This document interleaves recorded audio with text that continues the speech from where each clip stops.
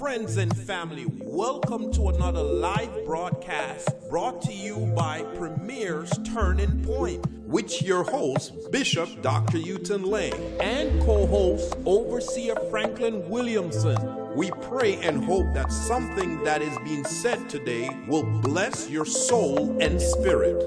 Please take a quick moment to like and share this broadcast with your friends and family. Thank you again for joining us. Let's go into our live program. Blessings, blessings, blessings, one and all. It's so wonderful to be with you again today on another episode of Premier's Turning Point. Of course, I am Bishop Dr. Lang, and we have our co-host, Overseer Franklin Williamson, and we're going to get on with our discussion this evening. We want to talk a little bit about the electoral college versus the popular vote. Especially with this time, we just want to make sure everybody have a good understanding, of what it is and how presidents, especially, are selected in our country. And we want, especially with the advent of this past election, we know it took a while, but now they have declared a winner. But you need to understand how that all works. And I'm sure some of you have questions and concerns. Make sure you get on and make your comments. When you get on, please like and share those on Facebook and those on YouTube. But make sure you subscribe and then share with all your friends. So we hope we'll have a nice, lively discussion today. Please feel free to send in your comments or your questions so that we can engage you. And now we're going to hear a little bit from our co-host, Overseer Williamson. Blessings. Bless Lord, Bishop Lang. I just want to greet everyone. Here we are again, another Saturday on our Turning Point, Premier Turning Point show. Today we are looking at something that's very relevant, and we're going to hopefully we can demystify the confusion around popular vote and electoral college. So we'll be dealing with what is electoral college, what is a popular vote, and how does that work in the United States of America. So God bless you. Tuned in, share, like, get your friend. I think it's important now, especially with the development of this last election, 2020. It's good to understand and it's good to know exactly what it means by the popular vote and electoral college. Thank you. Back to you, Bishop. Yeah, so we wanted everybody to just kind of get to speed. I'm going to give you a little bit of background, and then we'll have Overseer chime in, and then of course feel free to share any of your comments and all of that stuff. And this goes way back though. This is how the framers of the Constitution set it up. So now we have this unique system of electing president and it's a big reason why we see back in 2016, for example, Donald Trump won the presidency because if you remember, he actually lost the popular vote by about 2.9 million. But we see four candidates in history have won the popular vote only to be denied the presidency by the Electoral College. So let me just define a little bit to you. The Electoral College was devised at the Constitutional Convention in 1787. What it was a compromise between those who wanted direct popular elections for president and those who preferred to have the Congress decide at that time, who would then, they would have that. So therefore they came up with the compromise that would then make it, they thought at that time, a little bit more easier. For example, those people who were from a state that had a denser population, if you look, for example, like California, if you look at the amount of people in California compared to the rest of the states, they have a lot more people. So their thought was, it wouldn't be equal for those smaller states, those with less population, that they wouldn't be as represented if we went on the popular vote. So therefore, the Electoral College was set up, and that has 538 members with the number allotted to each state based on how many representative it has in the House and plus 2 senators. So remember, representative, those are the Congress people, are based on the amount of population. So the district, and then that's how that was all set up. And then, for example, the District of Columbia gets 3, despite the fact that they're the home to Congress and vote for Congress. But that's a little another story. So to be elected president, the winner must get at least half plus 1, or 270 electoral votes. So this hybrid system means that more weight is given to a single vote in a small state than the vote to someone in a larger state. So we do understand that's what it kind of set up. But their understanding why it was set up that way was to kind of then make sure that the large states didn't then, with their high population, didn't get to decide then who was the president just by the sense of their size. So in fact, part of a presidential candidate campaign strategy is actually to drawing a map of states that the candidate could win that would really gather them more votes. So let me stop there, let Overseer chime in, and then we'll come back to some more discussion. All right, thank you, thank you. Just to reemphasize and to add some more clarity to what Bishop mentioned, the Electoral College. And when you hear the word college, you think about matriculation. Well, it's just a group of people.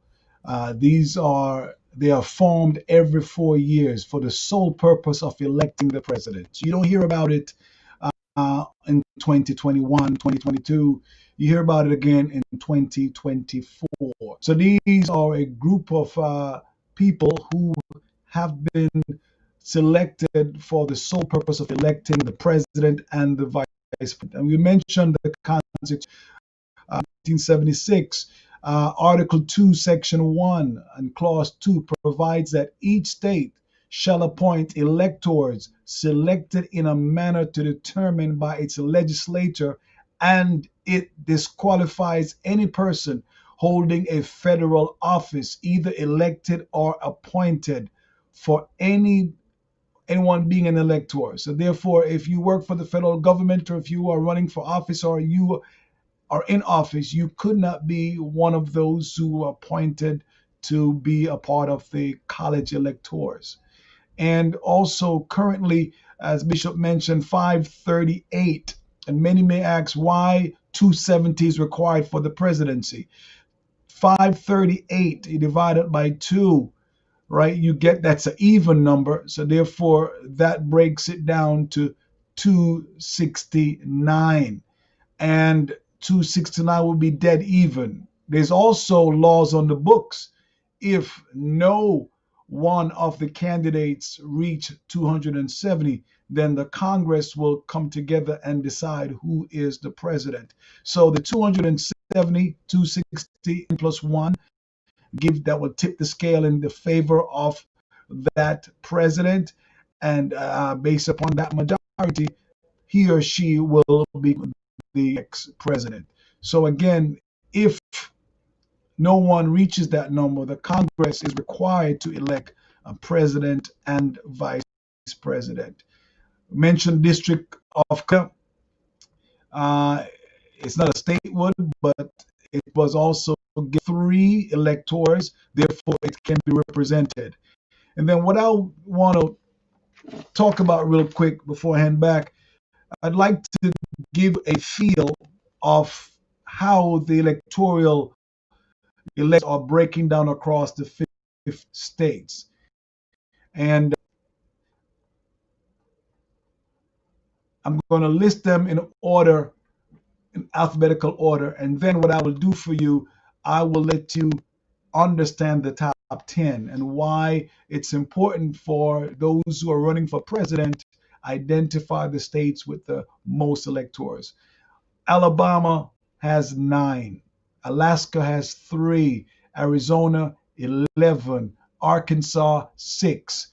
California, which has the most, 55. Colorado 9. Connecticut 7. Delaware 3. Florida 29. Georgia 16. Hawaii 4. Idaho 4. Illinois 20, Indiana 11, Iowa 6, Kansas also got 6, sorry, Kentucky 8, Louisiana 8, Maine 4, Maryland 10, Massachusetts 11, Michigan 16, Minnesota 10, Mississippi 6, Missouri 10, Montana 3, Nebraska 5, Nevada,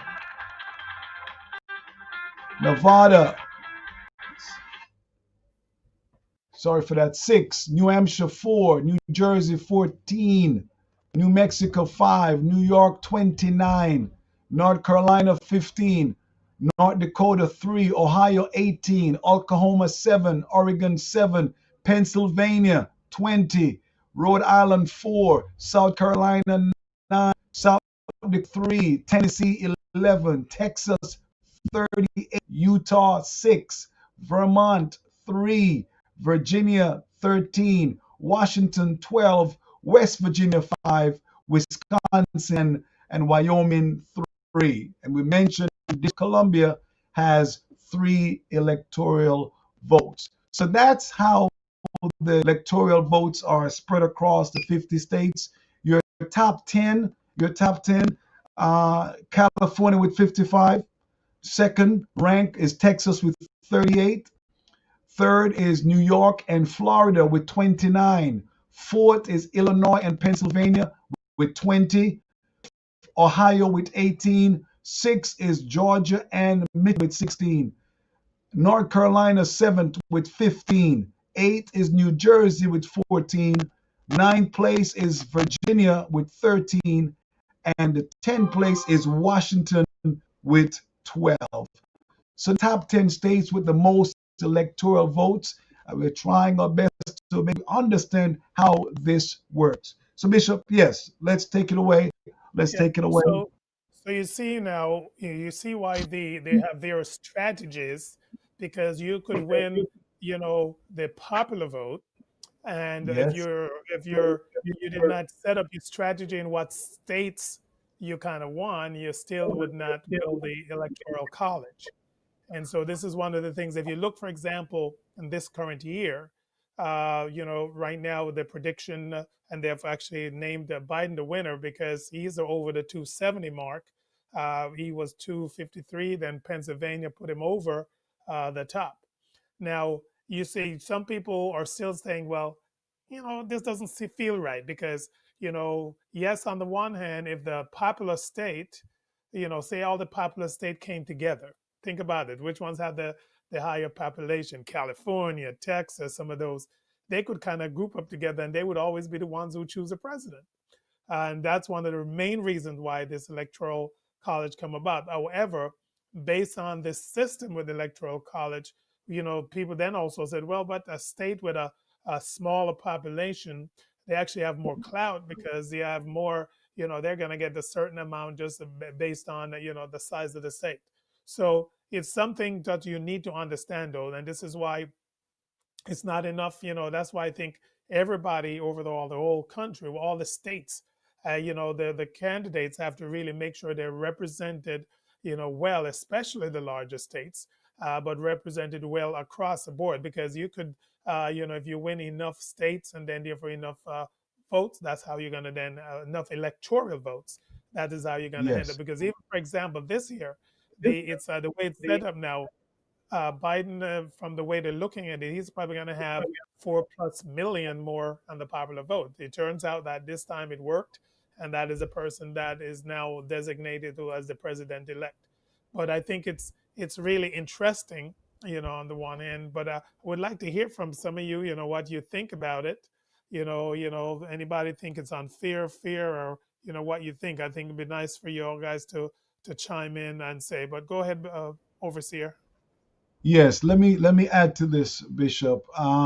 Here is where the census is of paramount importance. When we undercount the state, we underrepresent our state. And that happens every 10 years. So the electoral college is weighted based upon the density of the population of that state. So as you saw my list, where California ranked number one, that's highly dense. Number two, Texas, and number three, New York. So these are the states that brings home the most electoral vote. Now, another topic to discuss is this thing called the grounds, where these are often called the swing states for New York. We know New York is blue, always, not really always, but predominantly blue. So therefore, if you are running a race as a Republican and New York, is blue, you will not invest a lot of your advertising, a lot of your funding in New York, because New York mostly will go. You will now look for the swing states, like now became blue. And if you look at how the campaign dollars were spent, they were pretty much targeting the states that they used to flip. So you take it from red to blue or from blue to red. So these are the strategies that the strategists would use as they seek to have a president become, as a candidate become the president. Identify the states that have the high electoral votes, one. Two, identify the states that are swing states, states that often have a lot of independents and folks who will either go one way or the other based upon the issues. And that's pretty much what we see happening here. And as Bishop mentioned, President Donald Trump won not by the popular vote. He won the popular vote, but he won by electoral vote. And as a result, he became our president. So here we are. Love you. There's a lot more information we can dispense about the controversy and why don't we count every vote? And do we really count every vote? And Bishop, let me throw that out there, because still counting. There's still some states that they're still counting. California report their numbers yet? Well, I think part of it is remember now, even though they will proclaim who we think based on the percentages, the Yes. final, each state has to then certify their vote. So they have to finish all their counting, and then they have to certify that vote, and then before it then goes to electoral college. So remember now, what you need to understand, the count that we're getting and the prediction of who is now gonna win most of the vote, it's all statistical. So based on how Yes. much is left to come in, how much is coming already, and that's how they make the call. I'm not sure if there's any time when from the initial call, there's times from the initial call to by the time they certify, there's been changes. All right, so there has been. So the key point is, though, for example, that is why they took so long in making the call for Pennsylvania, Yes. because they they wanted to be sure, because it was such a tight in the beginning. And based on their statistical calculation, they couldn't say for sure that more was not going to come in that would offset. So that's why that's why they asked for the patience. I mean, we're so used to, we're part of this microwave society. So we're used to, bam, we have election day, bam, and we have the results. But technically, the final results is not done. And each state actually have a different date. There's some states don't have to have their final thing till December 1st. So there's a lot Right. of Right. different time change. But the key point is, let's see if you had anything to add to that, and then I had one more point to make. Yeah. Yeah. I think also adding to that is the fact that we have early voting, Hmm. which was a widespread this year, and the Hmm. early votes based upon each state and county, those votes may not be counted before the election day, right? So Hmm. even though you voted early, those envelopes and those ballots cannot be counted until the day of election. So that also adds to the tabulation of all the votes. Yeah. Also, the absentee, the provisional ballots. There's so many different types of ballots, and given also we're in a pandemic where the full staff won't be at full throttle, still has to do social distancing, 6 feet apart. So there's a lot of variables that went on that may have pushed the date 5 days before we even learned of the announcement of the elected president and vice And president. and part of that is because remember now, the election is governed by the state. Each state have their own rules. So it's not like we have one uniform rule that says we're gonna because remember now, for example, the reason why Florida's result came in so early, their rule is they once they start early election to mail in, once they start getting them back, they started to count. So Mm, because that they are up to a week before the election, they were counting. right, Pennsylvania, their rules are they could not count until the day of election. right. 7 So, a.m. so Yes, yes, yeah. So therefore, they made the choice as well. Better we count those that are coming in today, and then they go back to count. And that's why, if you remember, on the Tuesday, Trump had it was a 670,000 ahead in Pennsylvania. yes, None of yes. the early votes or the mail-in votes were yet counted.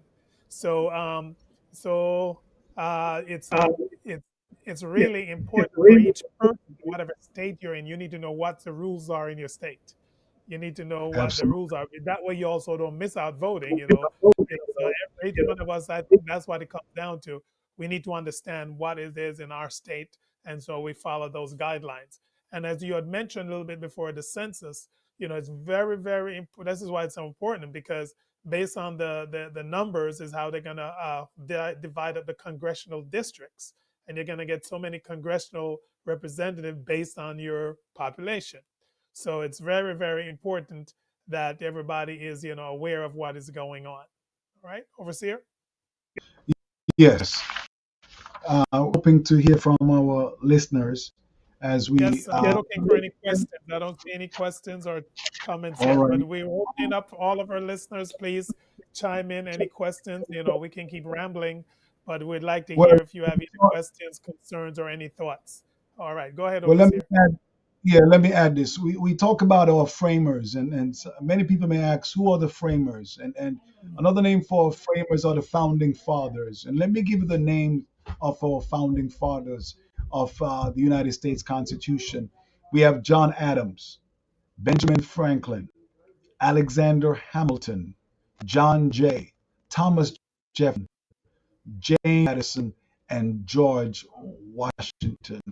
So these were the founding fathers, otherwise called the framers of the Constitution, and they were the delegates at the Constitutional Convention, and they helped to draft, document the Constitution of the United States. So just want to let you have that nugget again. John Adams, Benjamin Franklin, Alexander Hamilton, John Jay, Thomas Jefferson, Madison, and George Washington. We often want to Yeah, look back at what our framers did.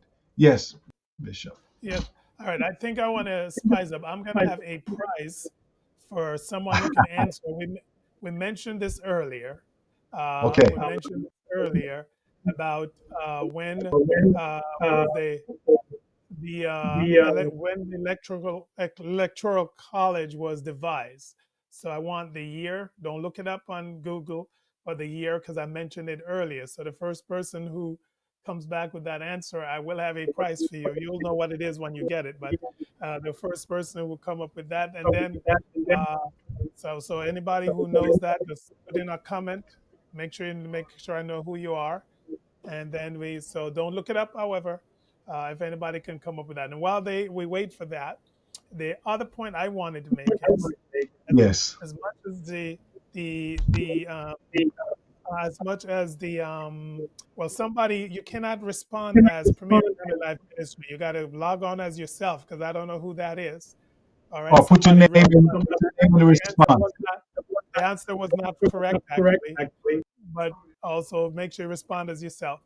Uh, the key point here is also, even though we have the electoral college, think Yes. about it this way: if the person running won every state, no matter what you do, they're going to be the winner. So that's how I think we should start. That's why I think every vote is also important, because if you can help your candidate to win your state, regardless of what, they're going to come out on top. right? They say that because the ones technically the ones who won the most popular states, yes, they may be, but imagine this. So all our things should do, each one of us should be concerned with the person that we need to be in. We to go out and to vote. That's the point I'm making. Because unless we go out and vote, no matter what, if you don't have the, because for example, look at this race that we have currently. If there was a massive between the vote buying by mail and stuff. We end up with a massive Yes, turnout yes, ever.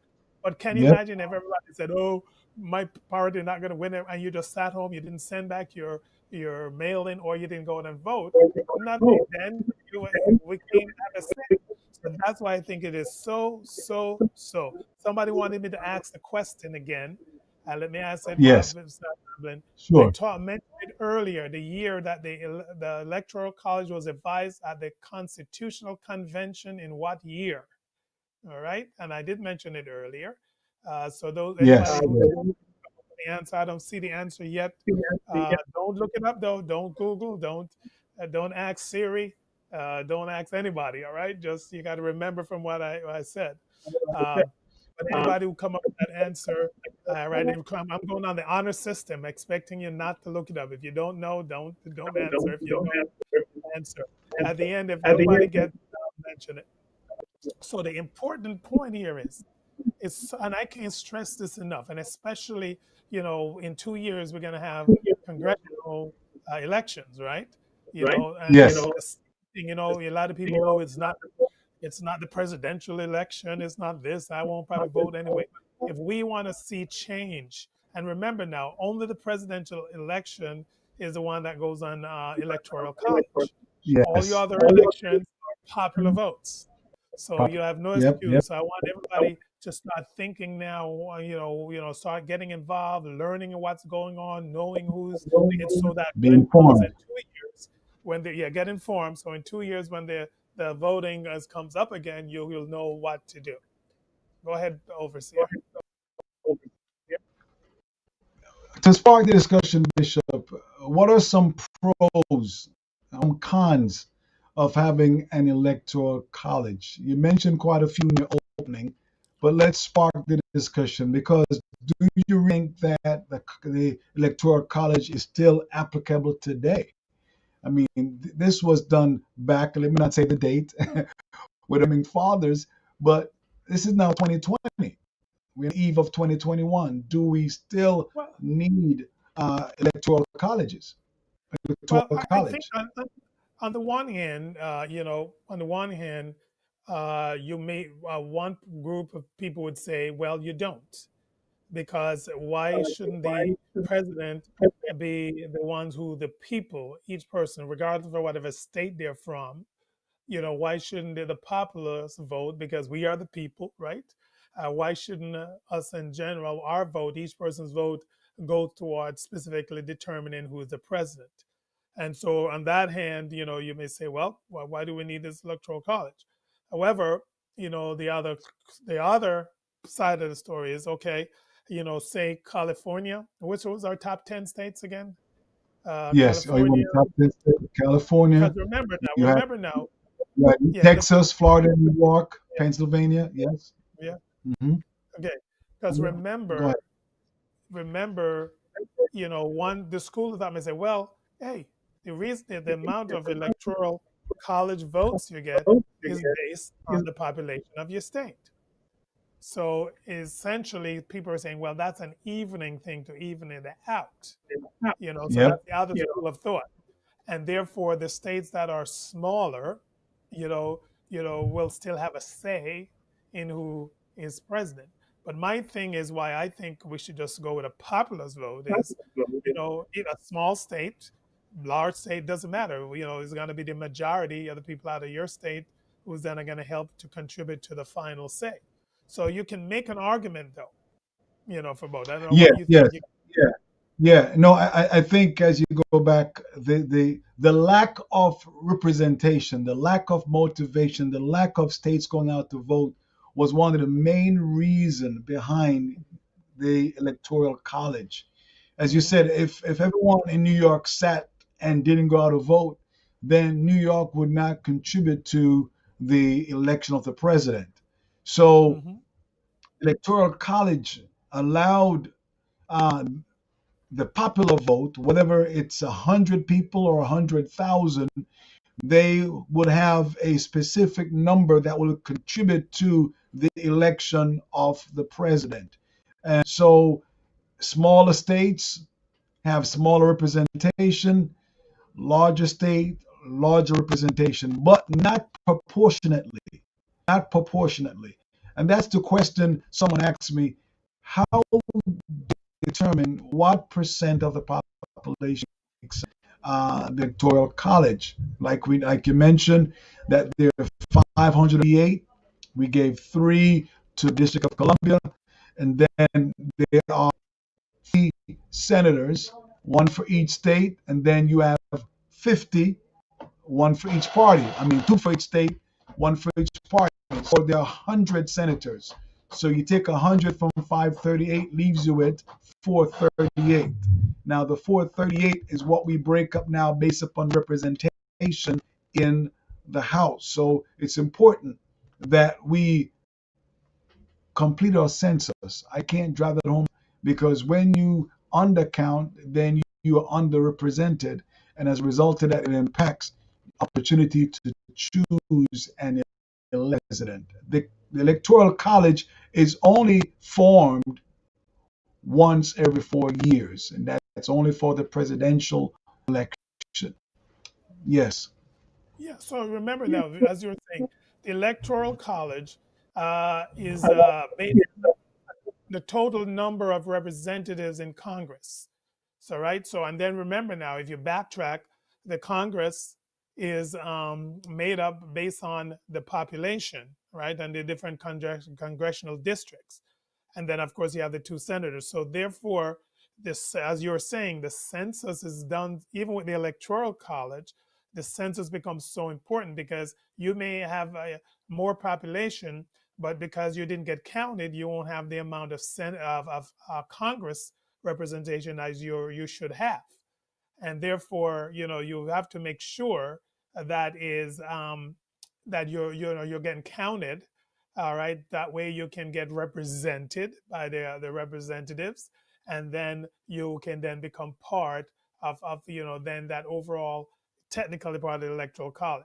So the one hand, if we didn't have that, then basically we're just going on a popular vote, and then it would just be each person get a vote, and then still you'd still have those people that said, well, New York has so many people, California has so many people, so you'd see how, in a way, I can kind of see in a way people were thinking those states will be swaying who becomes president every time.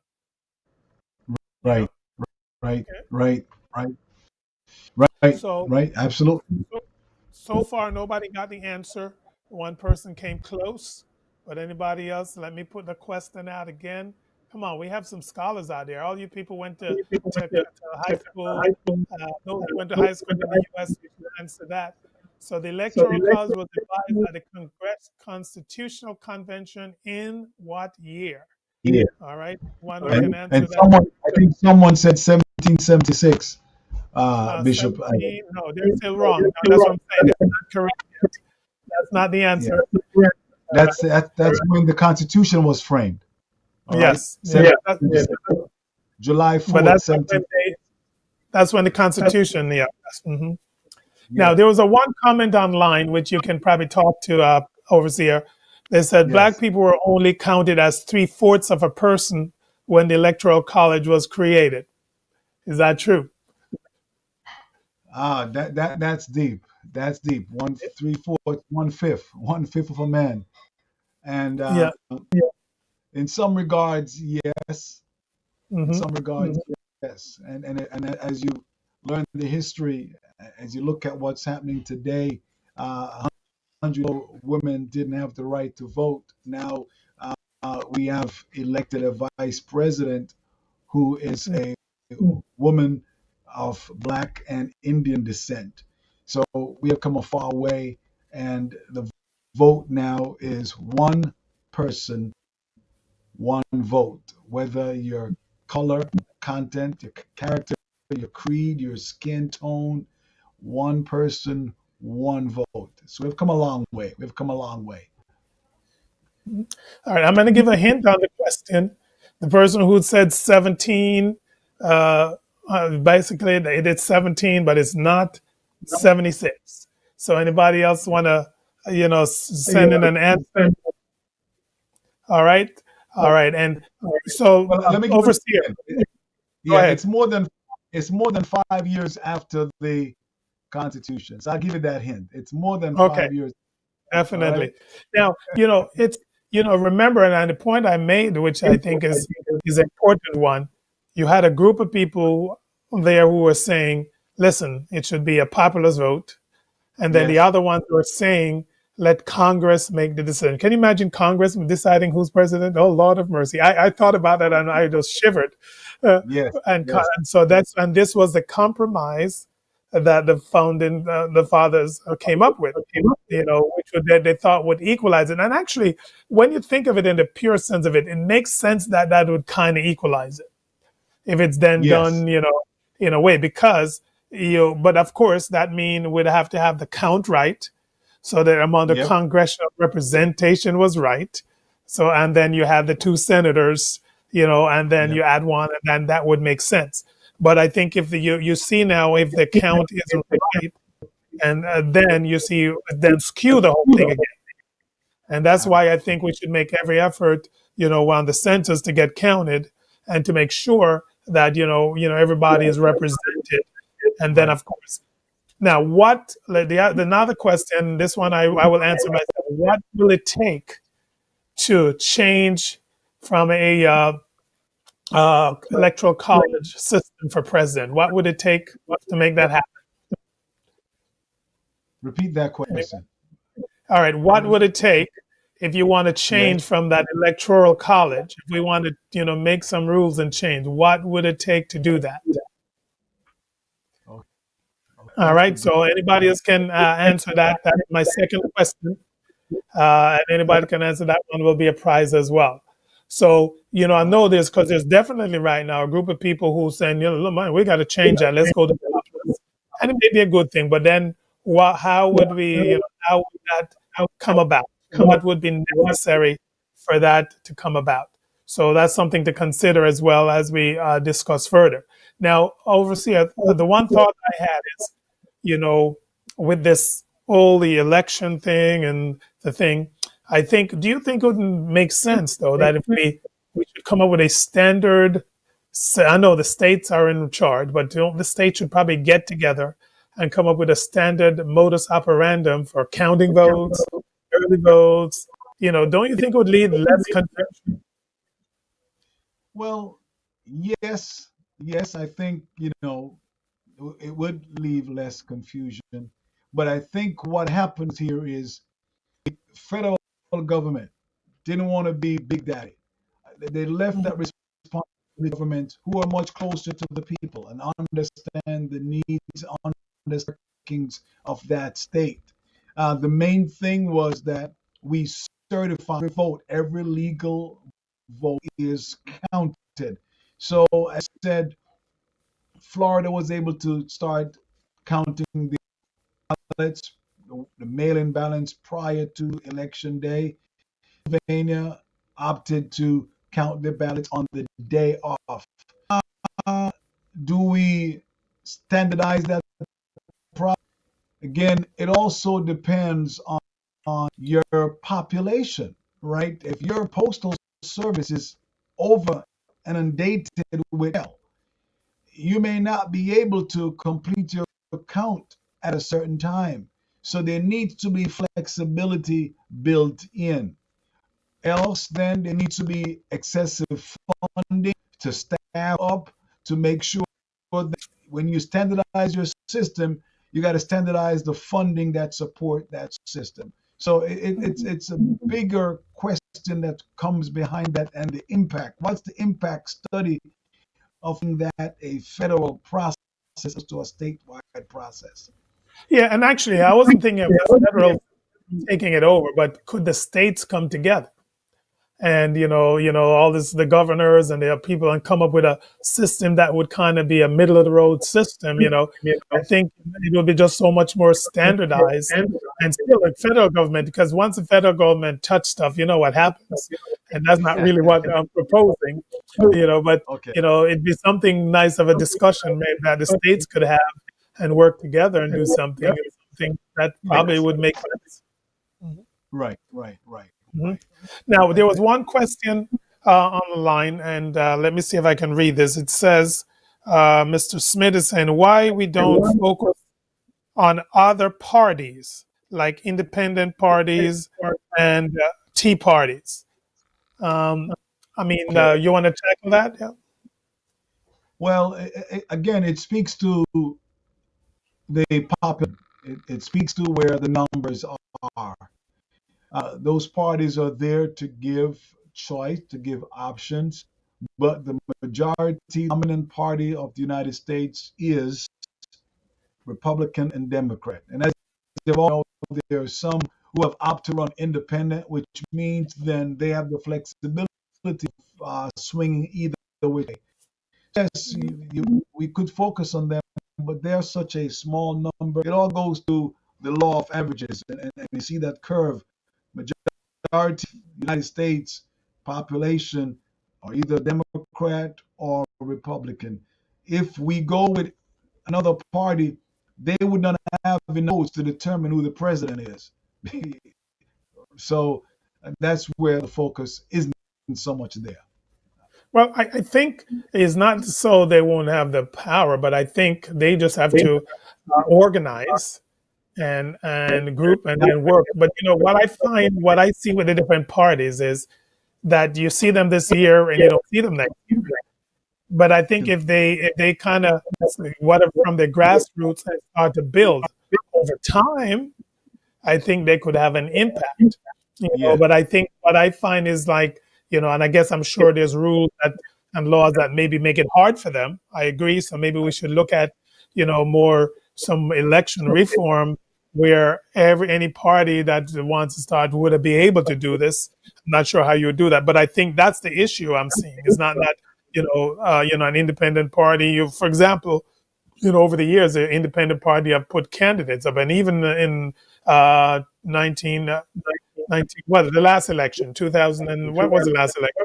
2016. There was actually, if you look, there was actually two more people on the ballot in that year. There were two people yeah, on the ballot for president. They didn't garner that much votes, but then look again, we're this year and there's none.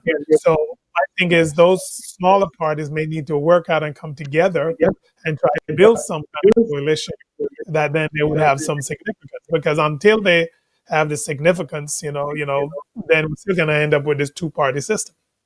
right, You right, know, right. You got to galvanize the group. They have to really have a strong support base and have hmm longevity.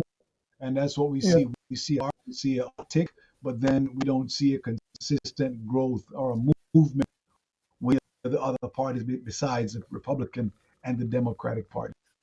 I agree with Mr. Smith though. I think it's about time that this country look at some election reform in terms of all the spending and the rich guy is gonna outspend the other guy, and if we can kind of normalize it, because Yes. otherwise we'll never see another party unless we can, normalize some of this, and because can you imagine how much money was spent on this election? Yeah. Can you imagine? For example, just go back to the primaries. Who Mhm. was the Mr. What's my big guy name? Mr. Bloomberg. Greenberg. Bloomberg. He Bloomberg. spent $360 million. Yep. Now think about it this way: if he gave every American, $100,000, there you go. He could have given every American $100,000. He spent so much money, and then think about all the people who cannot eat. And they don't know where they have a place to sleep. They don't have a roof over their head. Their children can't go to college. and think of all the money that was raised and spent. We can talk about that probably in the next program. We should Yeah, really look at it, see how much money was spent, and then we can come up with a plan. What could we have done with that money that was spent? right. So if you didn't have this, high-powered system that we have, where you have to spend so much money and all of that stuff, what could like then you could maybe normalize the field. But trust me, no other. How's another party gonna match up to these big powerhouses?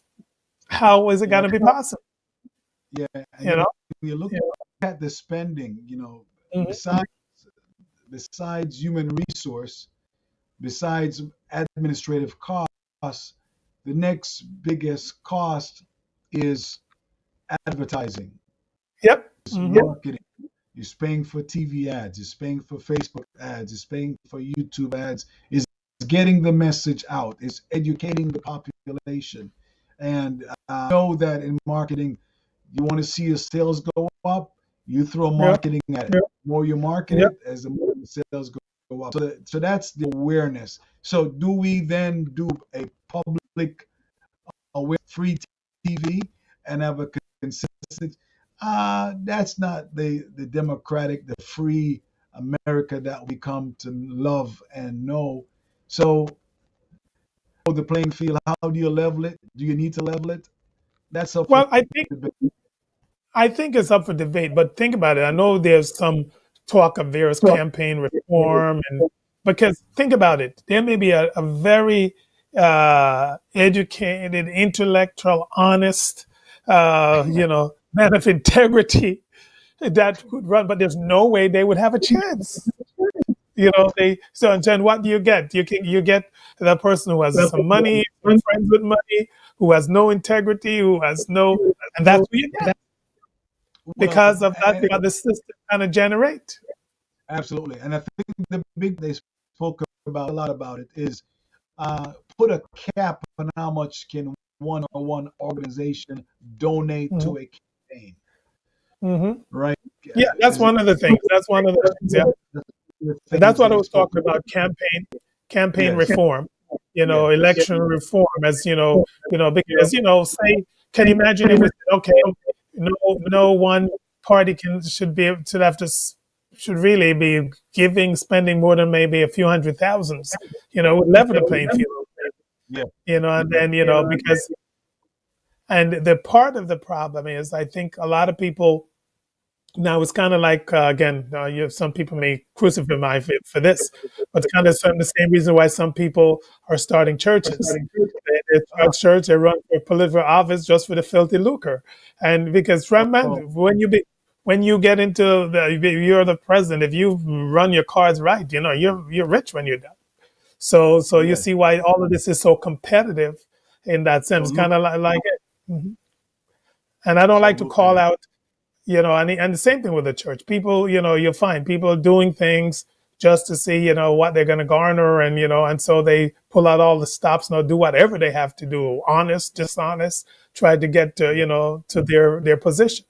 But I think, I really would like to see, we back to basic where integrity, people's honesty counts for Yeah, more than what it counts for these days. Hmm.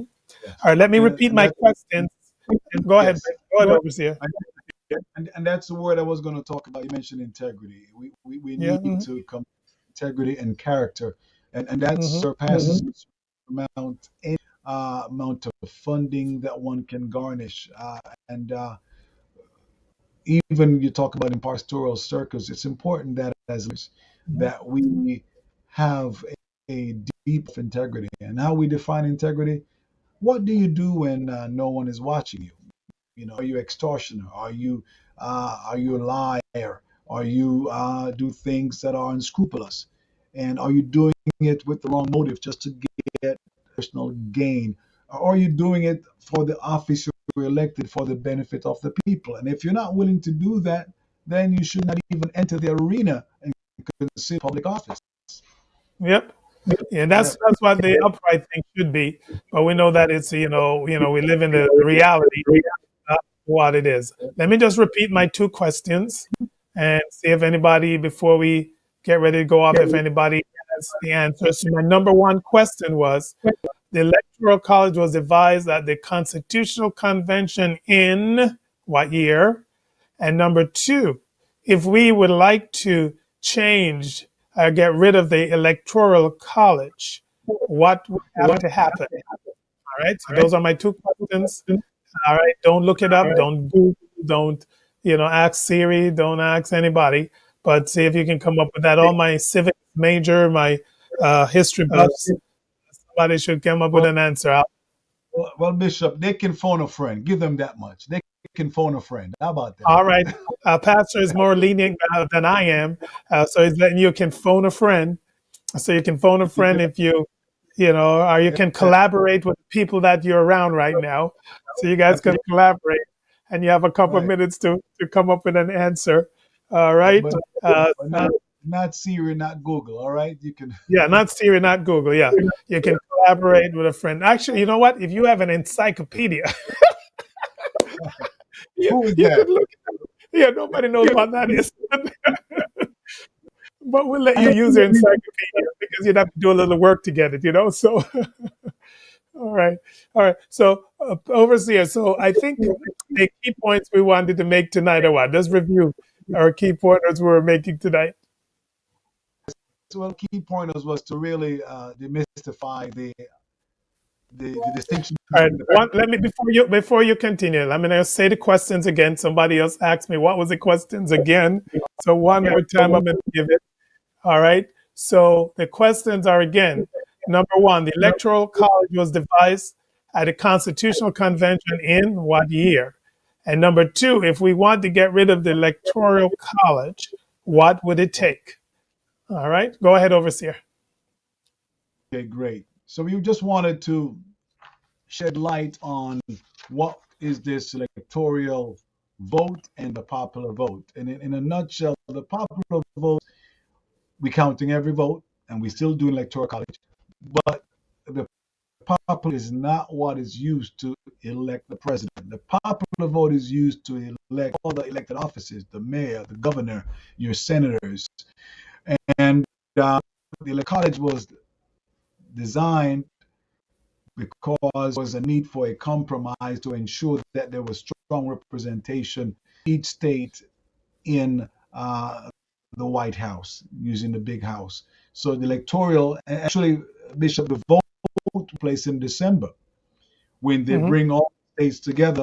And these are 99% of the time, they will vote for president-elect. Very rare you'll find one will come up and say, okay, vote for, the incumbent.